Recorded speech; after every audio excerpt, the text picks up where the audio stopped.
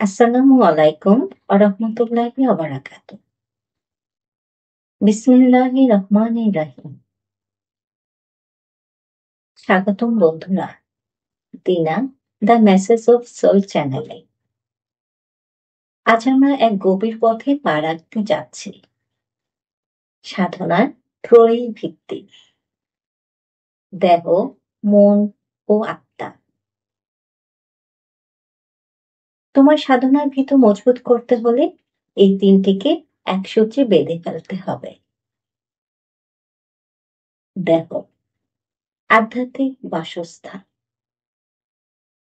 তোমার দেহ এটাই সাধনার প্রথম মন্দির, কিন্তু শুদ্ধ না হলে সে মন্দির ভেঙে পড়তে পারে। নিয়মিত খাদ্যাভ্যাস, পবিত্রতা ও পরিচ্ছন্নতা, যোগব্যায়াম বা হালকা শরীর চর্চা, এই তিনটি তোমার দেহকে শক্তি দেবে সাধনার স্থির থাকতে। মন, মন হলো অভ্যন্তরীণ আকাশ। মন ভ্রমণ করে হাজার চিন্তার পথে। সেখানে যদি প্রশান্তি না থাকে, ধ্যান কখনই গভীরে যাবে না। মনকে প্রশমিত করতে চায় সঠিক ঘুম, অহংহীনতা, একাকিত্বে কিছু সময় কাটানো, এগুলোকে আমরা বলি আত্মশুদ্ধির পূর্বশর্ত। আত্মা, আত্মা হলো অন্তরের আলো। আত্মা তো আগেই জাগ্রত, কিন্তু তুমি কি সেই জাগরণে কান দাও? যখন দেহ বিশুদ্ধ, মন স্থির, তখনই আত্মার আলোয় ধ্যান জ্বলে ওঠে।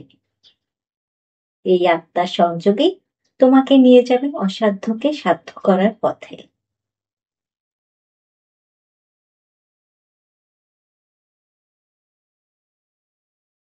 তোমাদের সাধনার তিনটি গোপন শক্তি আছে। এক, খাদ্য। যা খাও তাই হয়ে ওঠো।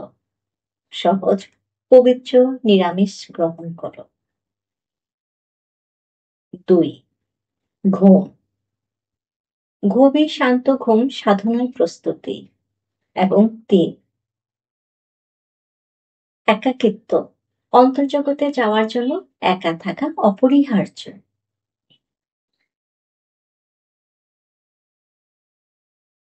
এই তিনটি শক্তিকে নিয়ন্ত্রণ করলে সাধনার উন্নতি হবে। প্রশ্ন করো নিজেকে, আমার দেহ কি পবিত্র?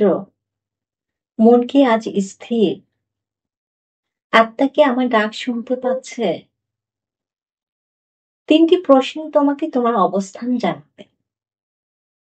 বন্ধু, দেহ, মন, আত্মা যদি একসঙ্গে চলে, সাধনা তখন সহজ হয়ে যায়।